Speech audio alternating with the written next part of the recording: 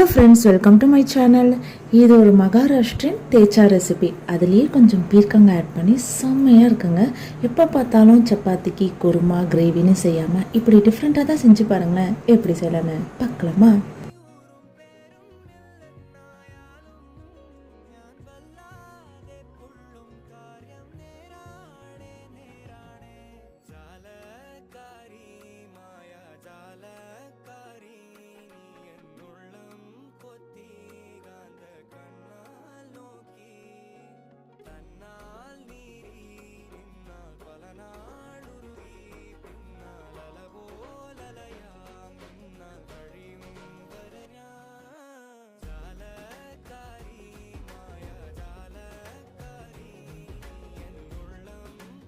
இது போல் நிறைய ரெசிபிஸ் வேணும்னா நம்ம சேனலை மறக்காமல் சப்ஸ்கிரைப் பண்ணிட்டு பாருங்கள். அடுத்த வீடியோவில் சந்திக்கிறேன். நன்றி, வணக்கம்.